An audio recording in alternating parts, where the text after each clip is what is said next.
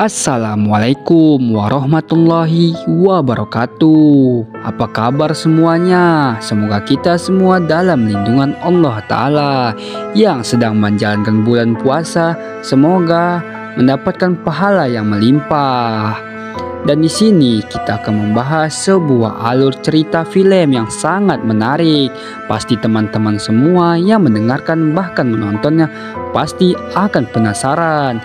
Inilah judulnya, Cekidot. Dan teman-teman selamat menonton di channel.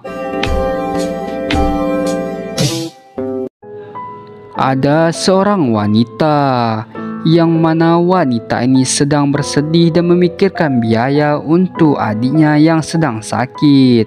Dia pun tiba-tiba disampari oleh seorang wanita. Wanita ini adalah salah satu bosnya. Dan di sisi lain ada juga seorang yang sedang melakukan sebuah rapat. Ternyata dia pernah melakukan sebuah hubungan dengan bos besar di perusahaan tersebut. Bos itu tidak fokus, dia hanya memikirkan wanita yang pernah melayaninya. Tapi dia pun mencoba untuk menelpon seorang wanita tersebut agar bisa dipertemukan kembali.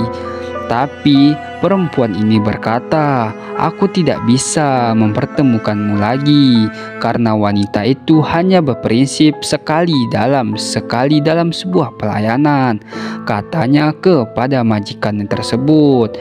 Lalu dia pun melihat keadaan adiknya, yang mana adiknya terkena tumor, yang mana itu akan membawa efek besar dan biaya yang sangat besar, katanya. Lalu di sisi lain mereka pun melakukan diskusi tentang penawaran tadi, yang mana tidak ragu-ragunya dia memberikan DP sebesar 200 juta untuk wanita itu. Tapi dengan sebuah senyuman dia memastikan dulu. Dia pun menelpon perempuan itu dan berkata, "Ada orang yang ingin menawarmu 200 juta. Tapi perempuan itu dengan berat hati berkata, "Mama tahu prinsipku tidak akan menerima orang yang sama." Setelah selesai menelpon, dia pun kembali melihat adiknya di rumah sakit. Dan juga temannya juga bekerja sepertinya juga, yang mana bekerja untuk demi mendapatkan uang dengan mudah tanpa bekerja.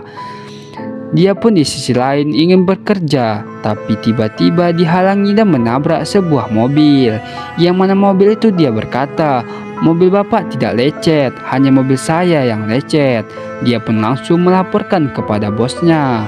Bosnya berkata, "Baiklah, lepaskan saja." Tapi bosnya tidak menyangka bahwasanya mobil yang ditabraknya tadi adalah mobil yang dicarinya adalah mobil wanita itu, karena dia telah lama ingin bertemu dengan wanita tersebut.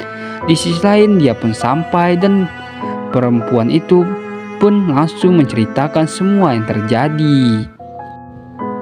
Lalu ternyata wanita itu sedang melihat sebuah kupu, yang mana dia bahagia selalu melihat kupu-kupu, guys. Pasti kalian semua juga suka melihat kupu ya guys, karena kupu memiliki lambang kebebasan. Di sisi lain pun dia sedang melayani seorang laki-laki. Setelah selesai dia ingin diberi tip, tapi dengan pelas hati dia menolaknya. Dia pun bergegas-gegas pergi dari situ agar bisa menyempatkan untuk melihat adiknya dan memberikan adiknya istirahat, karena adiknya tidak bisa istirahat tanpa dongeng darinya. Lalu dia pun mulai tertidur, tapi tiba-tiba sang dokter untuk mengajak berbicara dengannya. "Apakah kau tidak memikirkan sesuatu lain untuk adikmu? Adikmu telah bekerja keras, apakah kau tidak memikirkan kehidupanmu?" Lalu dengan berat hati dan sedih dia berkata, "Aku tidak mempunyai kehidupan.